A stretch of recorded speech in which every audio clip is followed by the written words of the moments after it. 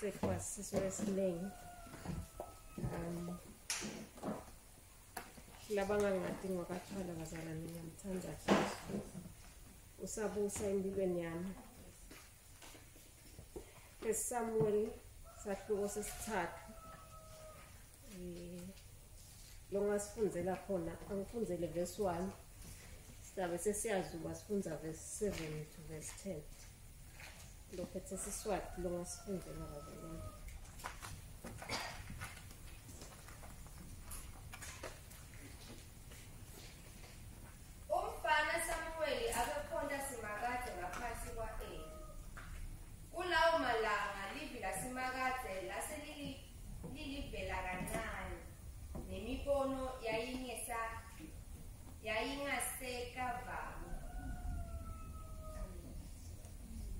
verse 7 to 10 Samueli abasengakamati simakade kanti futhi nelivi lasimakade lalisengakembulwa kulo. Simakade wefika wema khona lapho wamemeta njengakuqala wathi Samueli Samueli Samueli wakhuluma wathi khuluma ngobe ingcebu yakho ilalele. Amen. ucela na verse 11 to 14 Simakade wakhuluma kuSamueli wathi lalela la kukhona lenitawe kwenda lapha kaIsrayeli lokutakwenda ukuthi tindlebe talabo labatawuva ngabo tincencethe ngaleso sikhathi ngitawumelana naEli nendlu yakhe ngako konke lengakusho kuye kusukela ekuqaleni kuze kube kuse kugcineni ngobe ngamtshela ukuthi indlu yakhe ngitayihlulela phakade naphakade ngenxa yesono lasatiko emadodana akhe atidonsela sicalekiso naye akazange awekude futhi ayekele ngakho-ke ngafunga ngendlu yaEli ngathi licala lendlu yaEli lingeke lihlengwe ngemhlatshelo noma ngeminikelo lokubuyisana. Amen. Ukuthokoza kwami kuNje Yesu ukuthokoza kwami kuNje uthokoza ukuthokoza kwami kuNje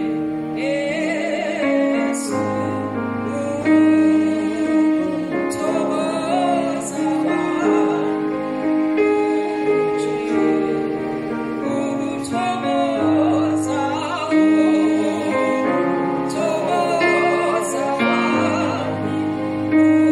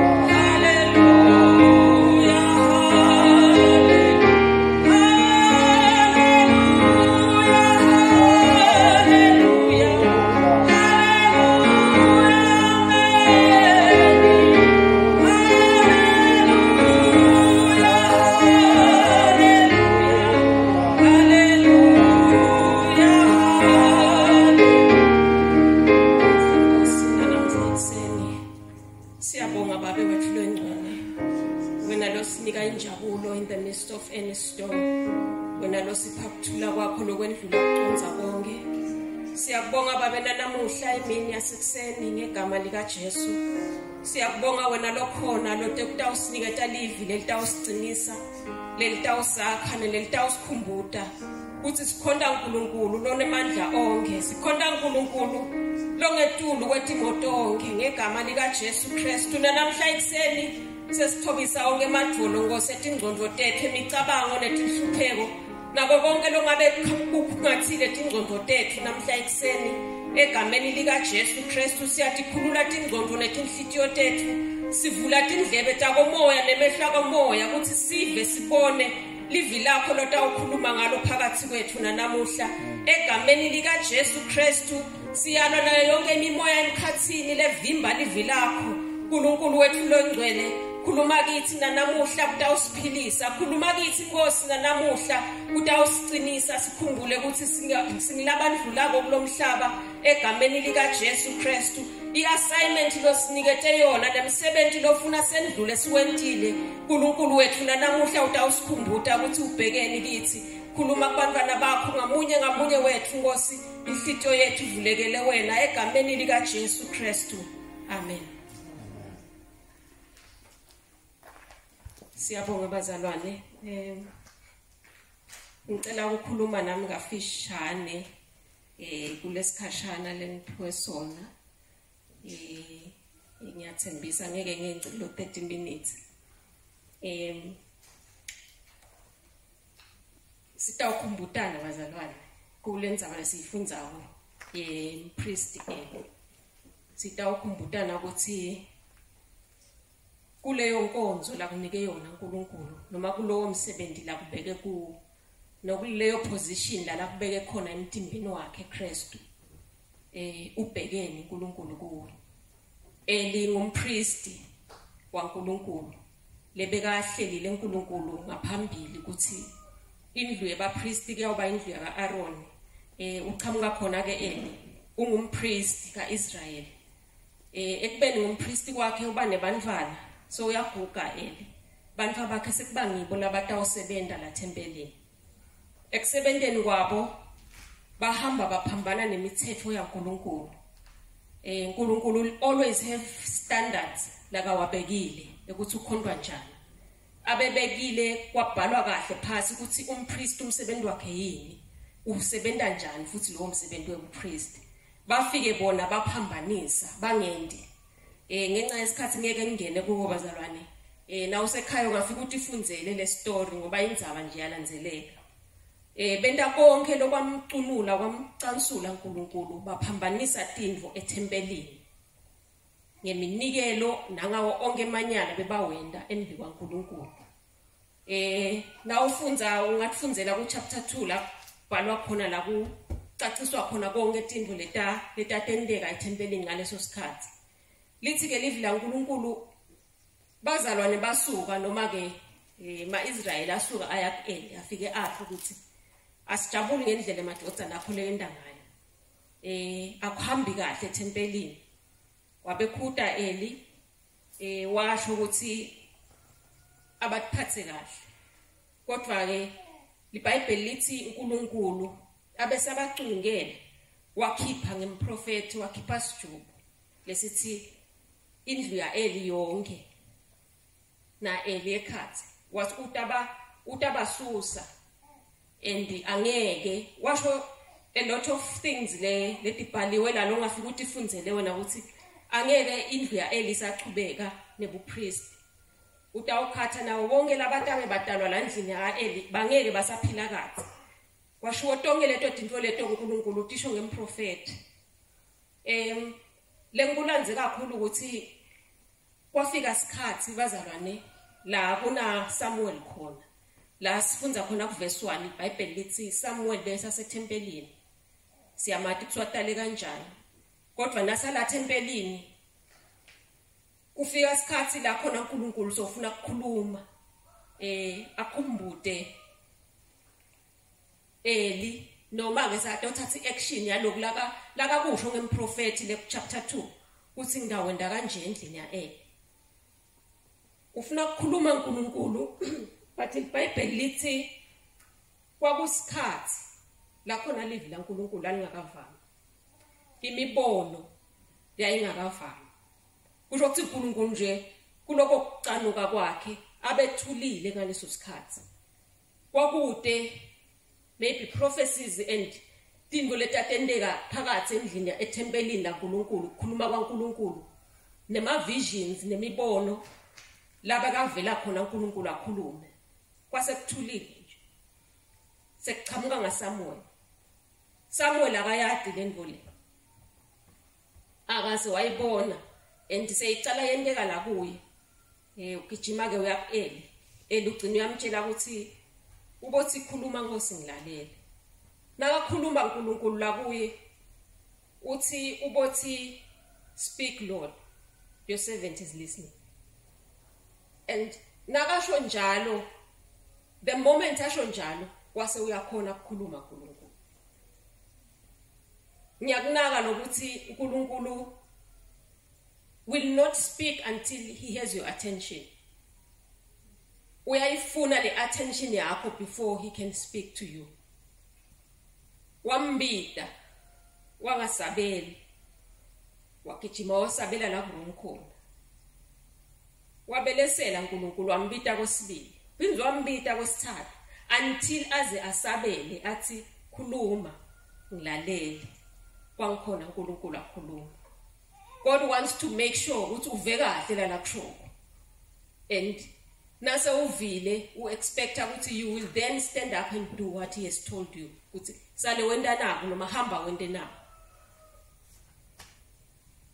uthi nasekanayo le information Samuel iBhayibheli lithi wethuka wangathi kune2000 but kusho ukuthi lo busuku bakusenza kuqala busuku lapha bazalwane lithi iBhayibheli walala kwaze kwasa nakusa ekseni eliwadi ukuthi uNkulunkulu kwambita Samuel asuyambita uthi ngicela ungitshele ukuthi utheni uNkulunkulu yayimadima le message ngoba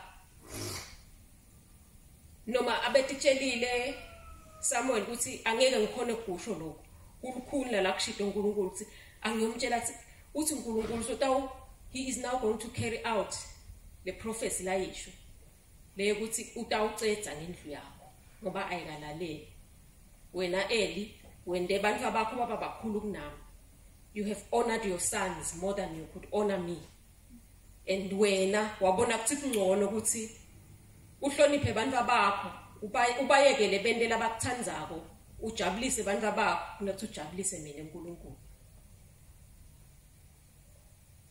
ngithena ngisakunaka lendlela lokwenteke ngayo bazalwane ngeva ngathi ngiyamvela Eli buhlungu bekuthi uyathi wafakwa ekhathi nalabantu babakhe abengekho lethempelini labenda letika nabenda lokungamlaleli uNkulunkulu nekwenda yonke lento bebayenda abengekho lokunyuka athi waze wabayala Nkosi yami wathiyekelana but seemingly God was expecting more from Eli abengaka expect ukuthi ngidathi hayiyekelani mani bantu abamakulungu lokho abebheke ukuthi uNkulunkulu Eli asukume adefende uNkulunkulu adefende umsebenzi waNkulunkulu adefende ema standards uNkulunkulu awabekile endlini yakhe ukuthi endlini yaNkulunkulu uhamba kanje kwentiwa kanje and Eli wa relaxa wayekela and lokho kwamenda uNkulunkulu wambalela ekhathi nalabantu abakhe wathi konke yonke indlu yakho Eli and kubuhlungu bazalwane naMoses azange afike eKenani ngenxa yamaIsrael wabona nje wathwana kuyangishe kubuhlungu ngalesinye isikhathi ukuthi kungaba abantu labangakwenda ungafiki la uNkulunkulu akumisele ukuthi ufike khona kungaba bantu abakho but na ungakenti ngendlela uNkulunkulu ashito ngayo ungeke ufike la asithe utawufika khona kungaba ngumkakho ngaba ngumyeni wakho ungaba bazalwane whoever can get into the way yekuthi ufike noma wende lo uNkulunkulu la kumisele kona kufuna sihambe sikucaphela njalo ngiste Eli bekakhonda abazana angumpriest nathi siba priest iBhayibheli lisho njalo sesiba priest banamuhla kodwa kula priestin bethu kufuna sihlale sicaphele ukuthi kude nibantu lesiba honorisha kwendlula uNkulunkulu akuthi nangabe sekukhulume ngidawubekisa ngithi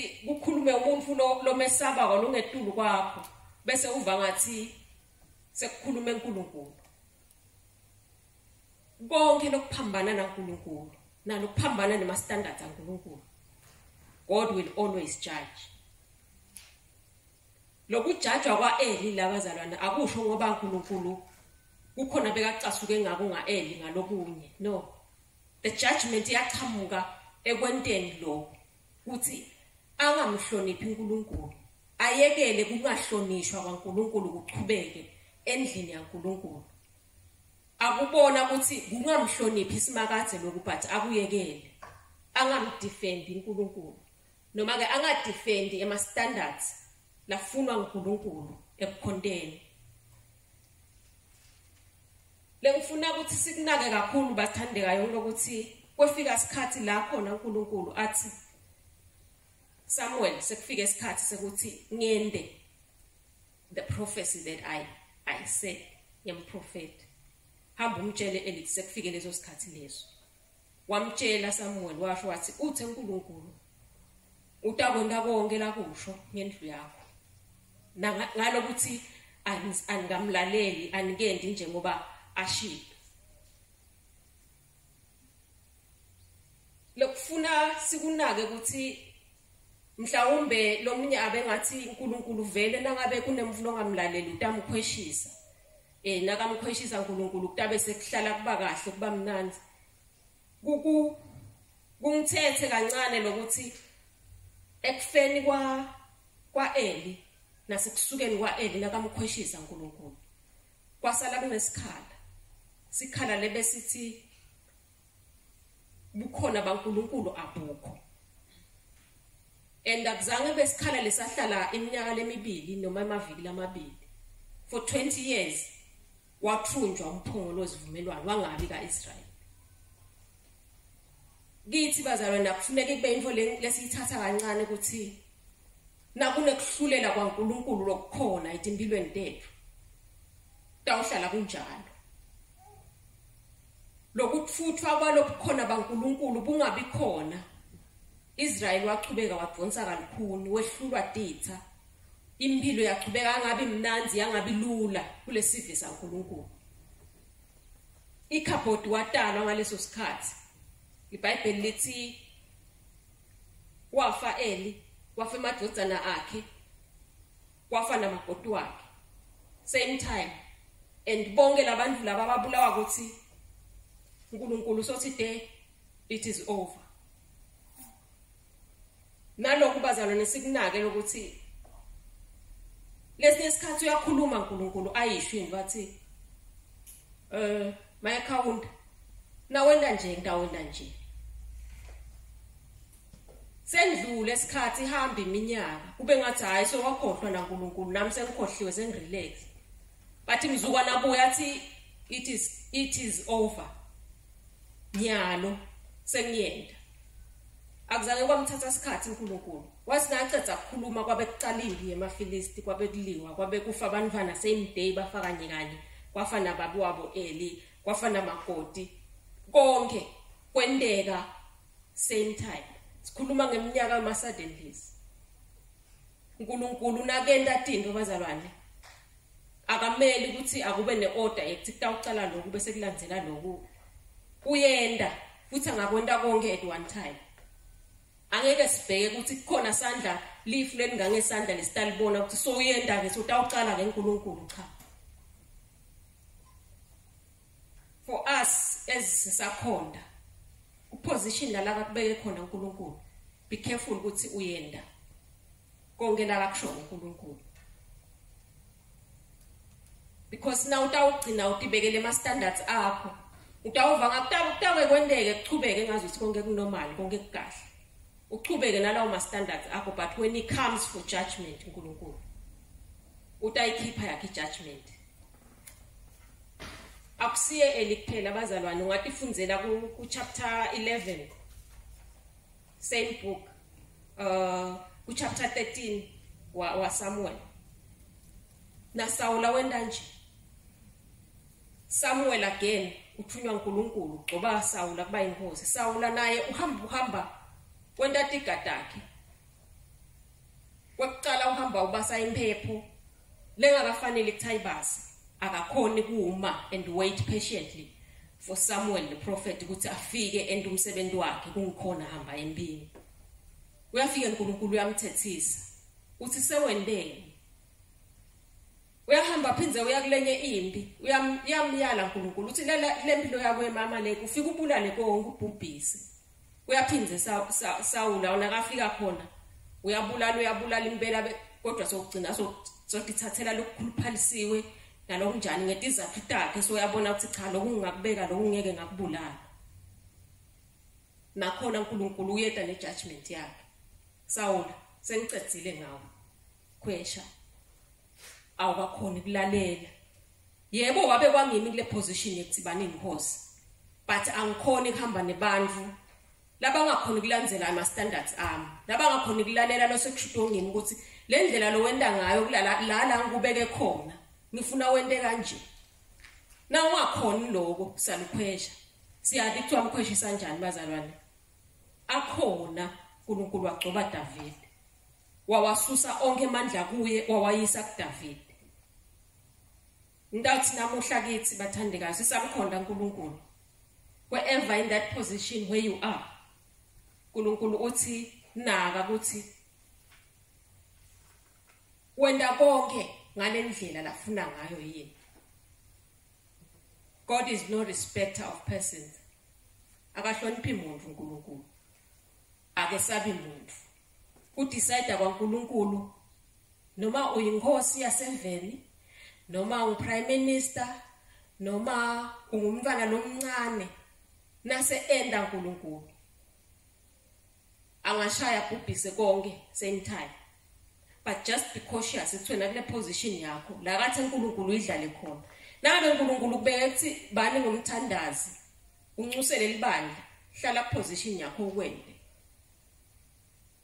ukwende noma ngabe wena se tibida kakho uvangathi sepindeni kakhulu but akashiyo ukuthi saluyekela kuncusela libandla bese uthandazela inkinga takho continue in your position continue with the standards uNkulunkulu akunike wona kuleyo post kule position la kubeke kuyo uNkulunkulu ukwende faithfully because uNkulunkulu akakasweli namhlanje kukhona David la ngamtrainer ukuthi angakususa afake David so kukithi bathandekayo sesayikhonda inkosi ukuthi ngikhetha ukuthi ngimlalele uNkulunkulu noma sengiyawubona uNkulunkulu saletha kohlulela kwakhe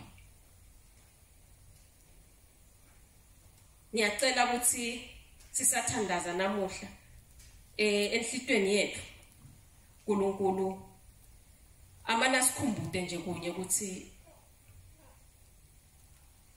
whatever gift la ibekela kuwe whatever uNkulunkulu lakulethela kona namhlabeni kuthi kwende masinyane utawuvela embi kwakhe utilanze ngakho utithandazele nje ukuthi inkosi ngicela ukukwenda faithfully ngikwende right ngikwende ngingabi nemahloni nangivela phambi kwakho nakho futhi kungafiki isikhathi la ngikucunula khona ngalendlela lengenda ngayo ngoba letinye tipho uNkulunkulu akatisusi noma wenda kabi sichubekele sipho sibe khona until God says it's enough so wende kakhulu then kwaze kwafika lapho uNkulunkulu kukhona la akakajike khona uNkulunkulu bazalwane aphenduke athi cha ingathi uyaphenduka lasikhosana hayi cha ngcono sale ngimiyekela ngingasakwendi lokho but there are instances njengala lamabili bengiwasho leya Saul kwamcunula uNkulunkulu wangaphenduki ngisho Saul sacela licolo wathi uNkulunkulu I've had enough with you naye kanjalo wathi uNkulunkulu noma ngabe sewuletha imihlatshelo neminikelo to atone for your sins and for this I will not accept. I am going to carry out this judgment. Asingefiki lapho bazalwane. Where God is fed up and God says it stops here.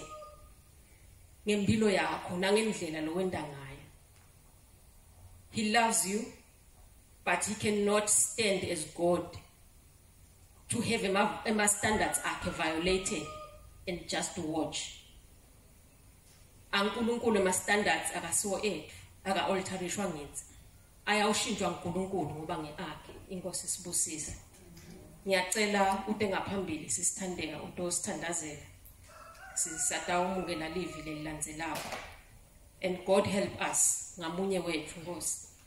Asisite uNkulunkulu ukuthi sikwende ngokwethembeka. Lakusho. Amen. Our Father, we come before you, Holy Spirit of the living God. Egameni likaJesu Kristu waseNazaretha. Sibonga ukuthi uNkulunkulu losithandayo. Sibonga ukuthi uNkulunkulu losinakekelayo.